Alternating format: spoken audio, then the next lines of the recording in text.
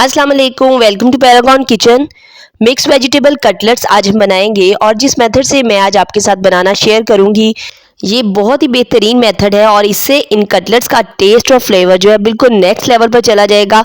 और जो बच्चे सब्जियां शौक से नहीं खाते ना, वो भी इनकी डिमांड करके फरमाइश करके आपसे बनवाएंगे।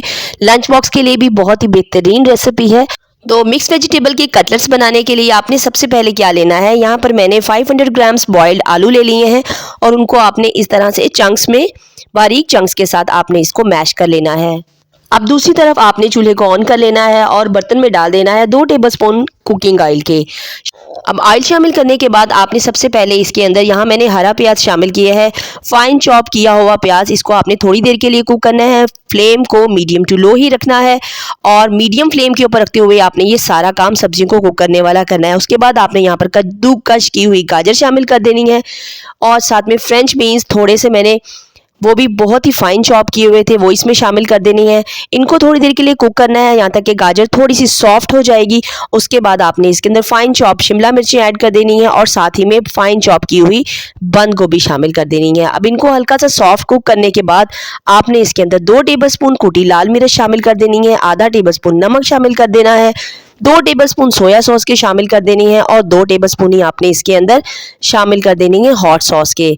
और साथ ही में आपने इसके अंदर 1 टेबलस्पून चिकन पाउडर का ऐड करना है और आखिर में जो इंग्रेडिएंट शामिल करना है वो बहुत ही ज़्यादा इंपॉर्टेंट है, जिससे इसकी बाइंडिंग आएगी और ये कच्चा भी नहीं रहेगा। इस स्टेज पर ऐड करने से जो कच्चेपन का फ्लेवर होता है कॉर्नस्टार्च का, वो भी ख़त्म हो जाएगा। 1 टेबलस्पून भरकर आपने इसमें कॉर्नस्टार्च डाल देना है, 2 से 3 सेकंड के लिए कुक करना है और उसके बाद आपने फ्लेम को बंद कर देना है और इस स्टेज पर आपने इसके अंदर आलू शामिल कर देने हैं।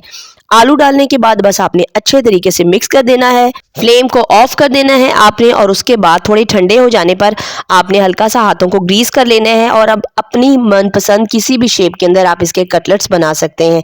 चाहे तो राउंड शेप में बनाइए या फिर इस तरह से ओवल शेप में। तो बस इस तरह से आपने इन सभी के कटलेट्स बनाकर तैयार करके रख लेने हैं। और अब इन कटलेट्स को कोट करने के लिए हमने तैयार कर लेनी है स्लरी। और स्लरी बनाने के लिए आपने क्या करना है, 3 से 4 टेबलस्पून यहाँ पर मैंने मैदा लिया है, इसके अंदर 1 tablespoon red chilli flakes add करेंगे, आधा टीस्पून नमक, आधा टीस्पून काली मिर्च शामिल करेंगे और इसको मिक्स करते हुए पानी के साथ घोल कर इसकी स्लरी बना लेंगे। अब यहाँ पर आपने जो स्लरी बनानी है वो ना तो पतली होनी चाहिए ना ही बहुत ज़्यादा गाढ़ी, बस थोड़ी मीडियम रखते हुए आपने इसकी स्लरी बनाकर तैयार कर लेनी है। अब हम इन्हें फ्राई करेंगे और फ्राई करने से पहले आपने क्या करना है, इसको कर लेना है कोट उस स्लरी के अंदर एक बार इस तरीके से और सारे एक्स्ट्रा जो इसकी स्लरी का है मिक्सचर उसको झाड़ लेना है और उसके बाद आपने इस तरह से ब्रेड क्रम्स लगाकर आपने अच्छे तरीके से कोट कर लेना है। अब यहाँ पर अच्छे सभी के सब कटलेट्स को आपने इसी तरीके से तैयार करके रख लेना है। अब हमने क्योंकि बहुत अच्छे तरीके से इसकी कोटिंग की हुई है, आपने लेकिन बहुत अच्छे टेम्परेचर पे ऑयल को गर्म करना है। लेकिन कटलेट्स ऐड करने से पहले आपने फ्लेम को बिल्कुल मीडियम कर देना है, मीडियम टू लो पे ले जाना है और सभी के सब कटलेट्स को डालकर आपने फ्राई कर लेना है। अंदर ये बिल्कुल सुनहरी गोल्डन क्रिस्पी क्रंची हो जाएं तो आपने इनको निकाल लेना है। तो ये बहुत ही ज़्यादा टेस्टी मज़ेदार बनकर तैयार होंगे। एक बार इस तरीके से बनाएं। इस तरीके से बनाने से इनके अंदर बिल्कुल भी कच्ची सब्जियों का वो जो मॉइस्चर और पानी होता है वो बिल्कुल भी नहीं रहेगा और बहुत ही ज़बरदस्त बनके तैयार होंगे। तो विंटर की जो फ्रेश वेजिटेबल्स हैं उनके साथ इनका फ्लेवर बहुत ही ज़बरदस्त आएगा। ज़रूर से एक बार ट्राई कीजिएगा, मुझे अपना फीडबैक ज़रूर से दीजिएगा।